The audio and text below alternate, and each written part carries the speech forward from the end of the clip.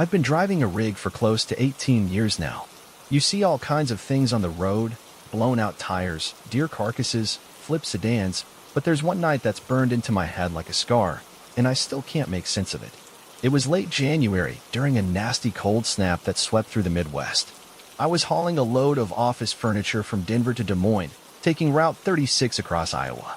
It's a lonely stretch, miles of nothing but fields, a few rundown gas stations, and the occasional barn half sunk into the snow. Around 11:30 at night, the wind picked up hard.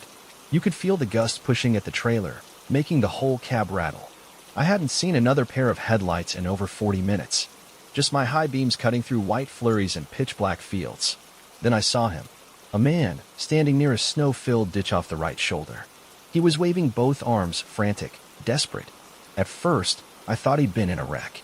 Maybe his car had slid off the road and gotten buried. That happens more than you'd think out there. I slowed down, hit the hazard lights, and pulled onto the shoulder about 50 feet ahead of him. When I climbed down from the cab, the cold punched me in the face. I grabbed my flashlight and started walking back toward him, calling out, "Hey, you okay? What happened?" No answer. I got closer and swung the flashlight beam toward the ditch. No car. No tire tracks. Just snow, 2 or 3 feet deep. And the guy just standing there, facing me. He wasn't dressed for the weather.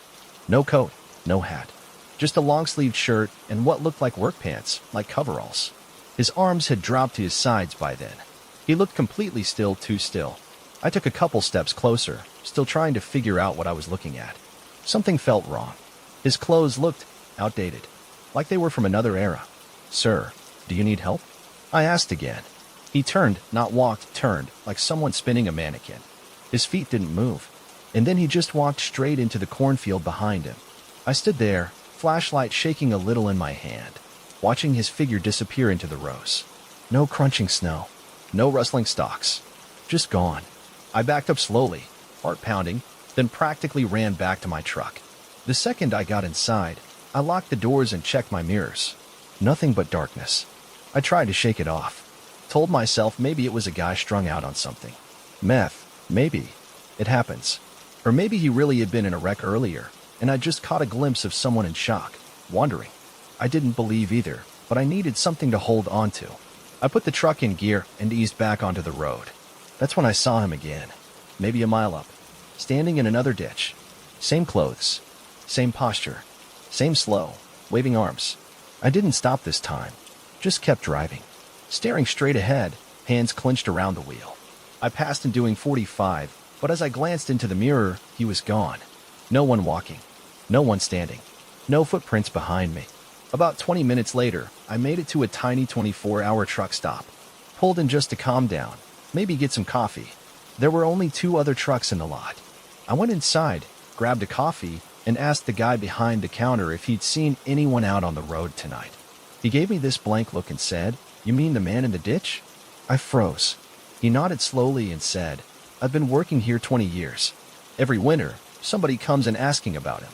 Always on nights like this. Always right before the blizzard hits." I looked out the window.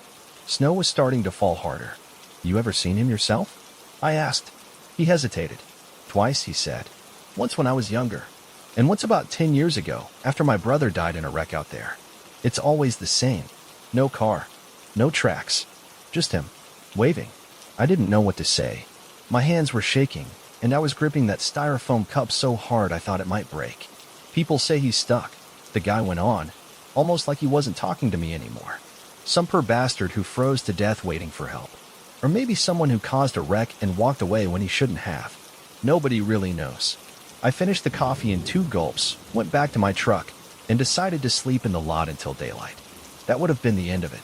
Except, the next morning, I got back on the road.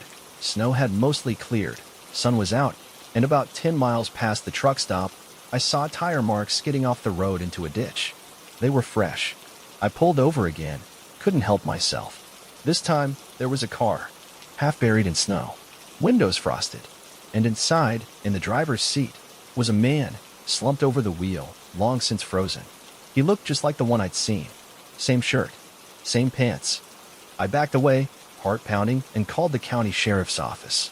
They said they'd send someone, took my info, told me I didn't need to stick around. But before I left, I looked back one more time. And I swear to God, in the reflection of the car's rearview mirror, I saw someone standing behind me. When I turned around, no one was there. I never took that route again. I don't care how many miles it shaves off. Something's out there. They're just waiting for you to stop. Story 2. I've been a long-haul trucker for almost 12 years now. It's not glamorous, but it pays the bills, and I've always liked the solitude. You get into a rhythm. Drive, park, sleep, repeat.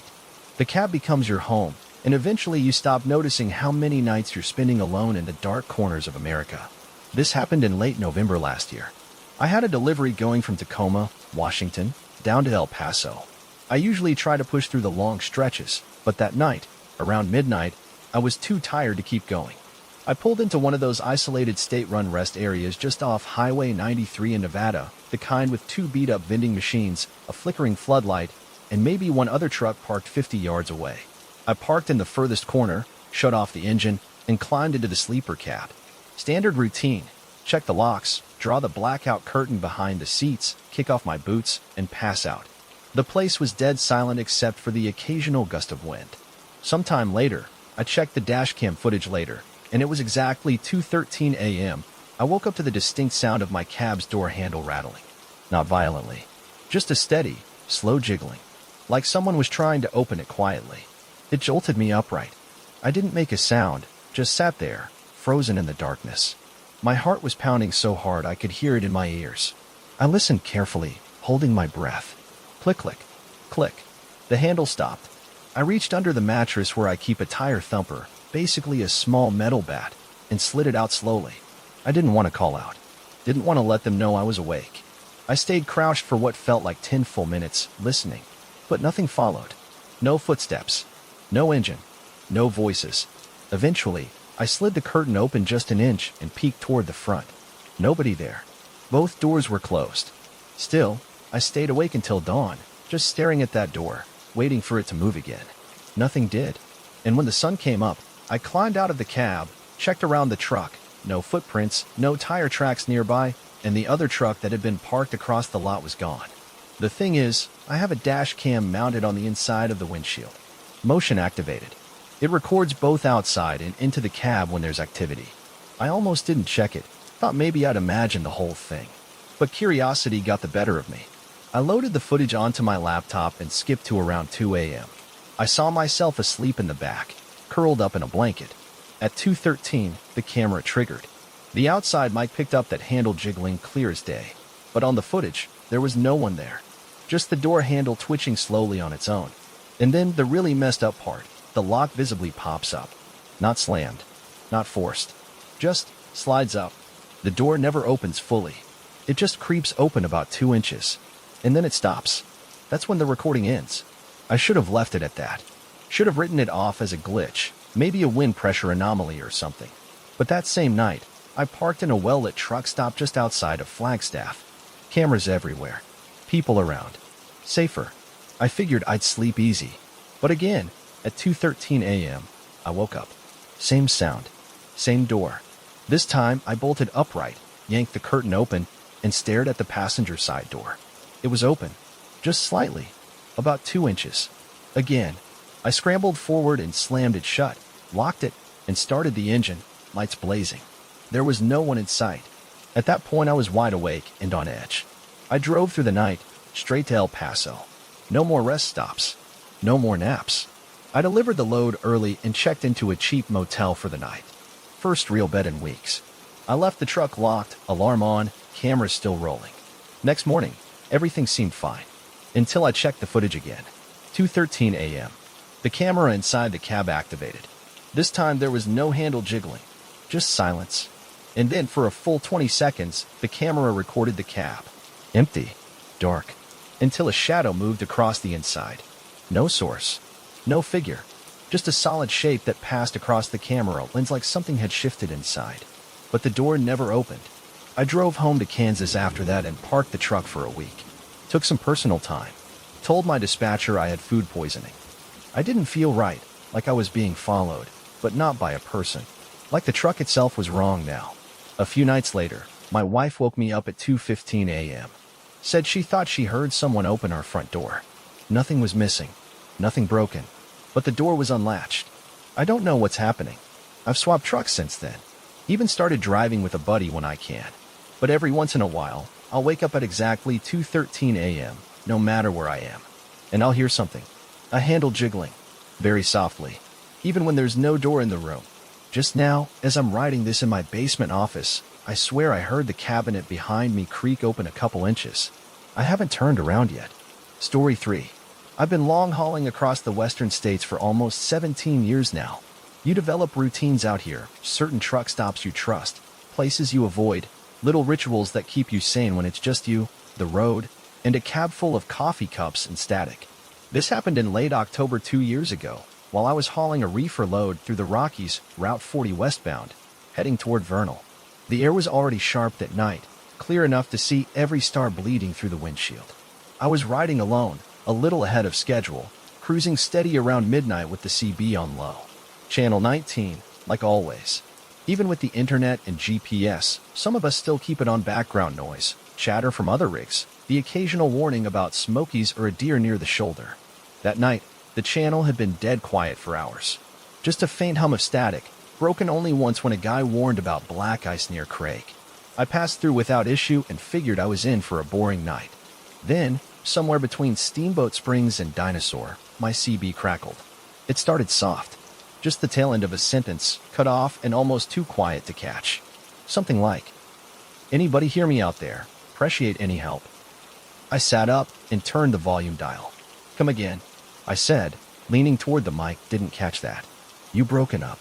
Silence for a few seconds. Then another burst. "I'm off mile marker. Think it's 212. On that old eastbound cutoff near Jensen. Blew a steer axle. Can't get through to dispatch. Anybody hear me?" The voice was rough, older sounding. Southern drawl, maybe Kentucky. I scanned my GPS and map. There was no cutoff near that marker.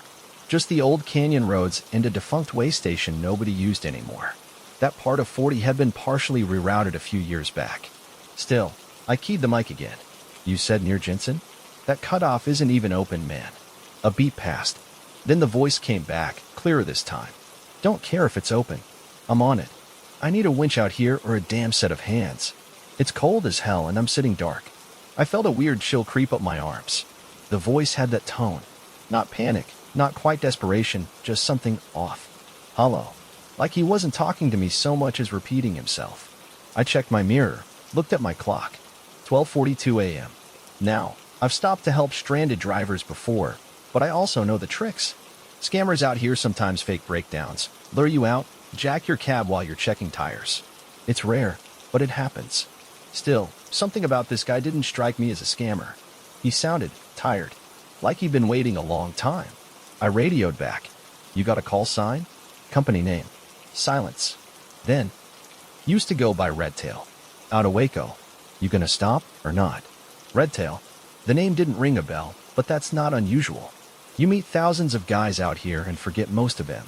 I kept driving for a few more miles, debating whether to turn off. The cutoff he mentioned would have been a narrow dirt access road, technically still drivable, but washed out in places. My GPS didn't even register it as active anymore. But something tugged at me, a mix of guilt and curiosity. So, like an idiot, I pulled a U-turn and backtracked. Took the turnoff near mile marker 212, just like he said. The road was rough, branches overgrown, gravel crunching under my tires. Felt like no one had been down it in a decade. But about 2 miles in, the trees opened up, and I saw the old way station. It was exactly as I remembered it from years ago. Low concrete structure, windows fogged with dust, rusted out signage. But what stopped me cold was the rig parked in front of it. It was the same make and model as mine. Same color. Same old guards. Same company placard. I stared for a second, stunned. It wasn't just similar, it was identical. My same exact Kenworth T680, right down to the decal scuff on the driver's side door. I coasted forward slowly, heartbeat starting to pound in my throat. The other truck was idling. I could see exhaust puffing faintly from the stacks. But the cab windows were dark. Tinted maybe. I couldn't see inside. I coasted to a stop maybe 30 feet behind it and just sat there, dumbfounded. Then my CB came alive again. "Knew you'd come. Figured you would. I seen you before, you know?" My throat went dry. I didn't touch the mic. Just reached slowly for the mag light I kept wedged beside the seat. My fingers brushed it as the voice crackled again. Hell, we passed once, year or two back. You waved. You don't remember me? I still hadn't replied. Then, the passenger door of the other truck creaked open. Nobody got out. It just opened wide and stayed that way. I heard it then. Not on the CB, but outside. The unmistakable creak of boots on gravel. Slow. Deliberate. Coming toward my rig. I snapped the flashlight on and flicked it toward the sound, but the beam hit nothing. Just us swirling in the cold night air. No footsteps. No figure. But the CB flared again. You always run your channel open. That's how I found you. Something clicked inside me.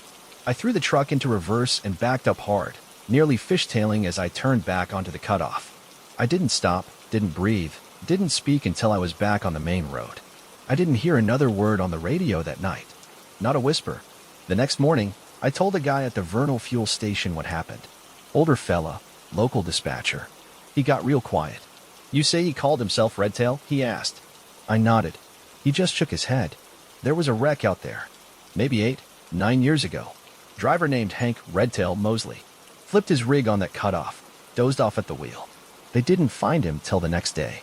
CB Mike was still clutched in his hand. I didn't say anything. I didn't need to. The dispatcher looked at me and said, most don't drive that way anymore. Road's cursed, some say. But every now and then, someone hears him. Usually on Channel 19. I don't use the CB much anymore. And when I do, I keep the volume low. Real low.